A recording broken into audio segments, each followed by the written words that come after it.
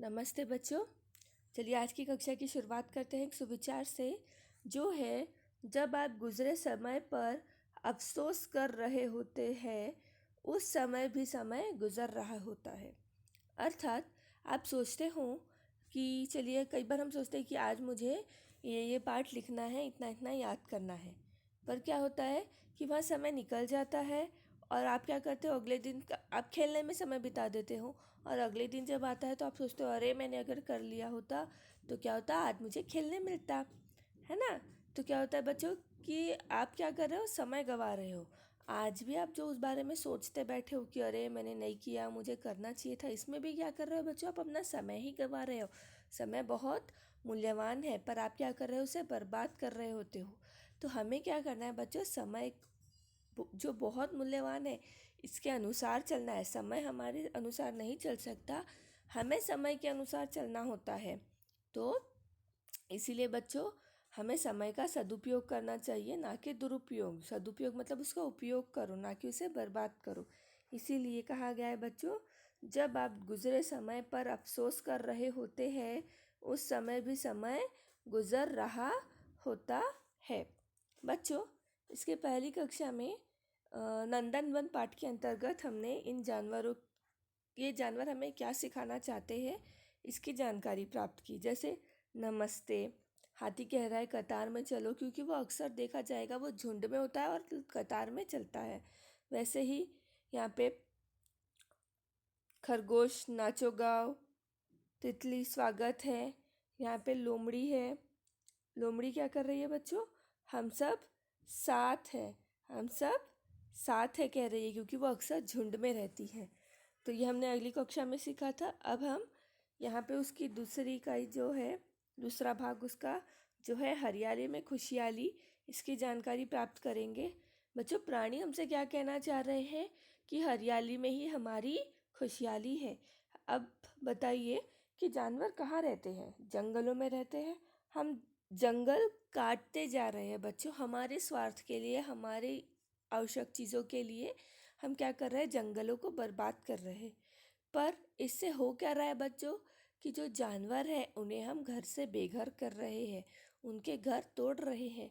ज़रा सोचिए कि अगर हम पूरे जंगलों को तोड़ देंगे तो ये जानवर कहाँ आके रहेंगे, हमारे घर के आसपास।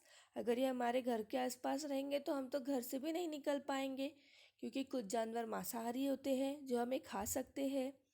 तो हमें ऐसा नहीं कि वो हमारे घर के पास आके रहेंगे इसलिए हमें जंगल नहीं तोड़ना है।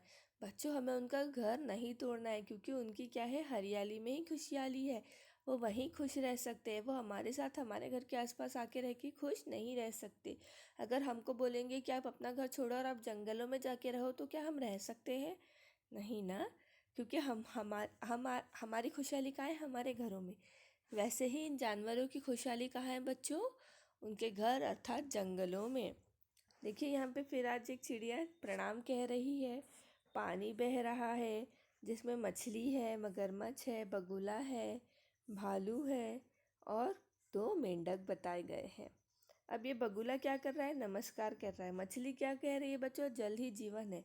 आपने देखा है कि जब मछली को पानी से निकाला जाता है तो वो ज़्यादा समय तक जीवित नहीं रह सकती, वो मर जाती है। इसलिए वो क्या कह रही है कि जल ही जीवन है, हमें इसी में रहने दीजिए, क्योंकि हमारा जीवन जल में ही है। बगुला है, नमस्कार कह रहा है। यहाँ एक मगरमच्छ शांति से आराम कर रहा है अपने घर में। यहाँ पे दो मेंढक है जो कह रहे हैं आओ खेलो। आपने देखे बच्चों, मेंढक हमेशा टटर टटर करते रहते हैं और उछल कूद करते रहते हैं, खेलते रहते हैं। तो वो क्या कह रहे हैं, आओ खेलो, क्योंकि खेलने से क्या होता है, स्वास्थ्य अच्छा होता है, हम हेल्दी रहते हैं। वैसे यहाँ भालू है। ये सब जानवर हमसे यही कहना चाहते हैं बच्चों कि हमारा घर हमारा जंगल है, हरियाली है, आप इसे नष्ट नहीं कीजिए और हमें इसे नष्ट नहीं करना है। चलिए बच्चों आज हम प्राणियों के बारे में कुछ और थोड़ी सी जानकारी प्राप्त करते हैं। जो है प्राणियों को 3 भागों में बांटा गया है। पहला जलचर, जल में रहने वाले। नभचर, नभ अर्थात आकाश, नभ आकाश में रहने वाले। और थलचर, जमीन पे रहने वाले। यह 3 भागों में इन्हें बांटा गया है। अब सबसे पहले बच्चों थलचर, थल थल मतलब ज़मीन पे रहने वाले, जैसे लोमड़ी, कंगारू, भेड़िया, बाघ, तेंदुआ, चीता, हिरन, सिंह, जंगली भैंस।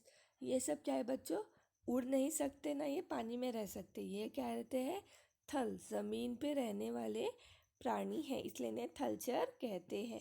आप और भी बता सकते हो, बिल्ली, कुत्ता, ये भी क्या है, ज़मीन पे रहने वाले थलचर प्राणी हैं।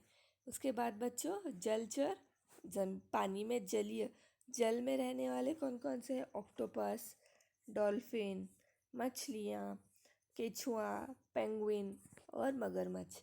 ये कौन से जानवर है बच्चों, जो जल में रहते हैं, कौन से, जल में रहने वाले।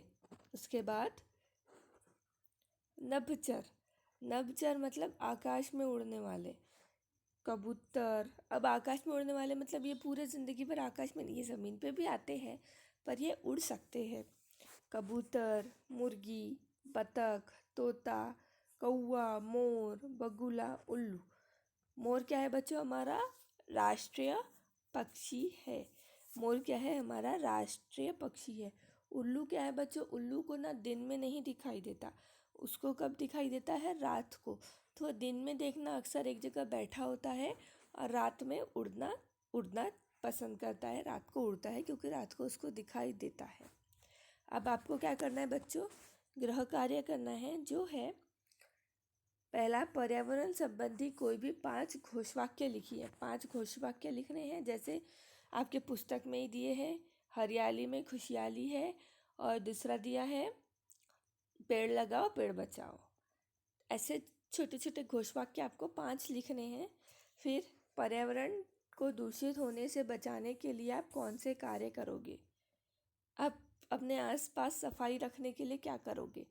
जैसे मैं बताती हूँ कि जो भी हमें कचरा फेंकते दिखता है रास्तों पे, सड़कों पे, मैं उन्हें मना करूँगी। फिर मैं खुद भी कचरा नहीं फेंकूँगी। ऐसे कोई भी 2 कार्य आपको लिखने हैं। उसके बाद प्रश्न तीसरा लिखिए, नाम लिखो। काव काव करने वाला पक्षी कौन सा है, आपको यहाँ लिखना है। हमारा राष्ट्रीय पक्षी कौन सा है, आपको यहाँ लिखना है। जंगल का राजा कौन है, आपको लिखना है। और घर की रखवाली करने वाला जानवर कौन है, यह भी आपको यहाँ पे लिखना है। बच्चों, आपको गृह कार्य करना है, आप सफाई से कीजिएगा। और अब हम अगली कक्षा में कश्मीरा इस पाठ का अध्ययन करेंगे, जो बहुत मज़ेदार है। अब हम अगली कक्षा में मिलेंगे। धन्यवाद।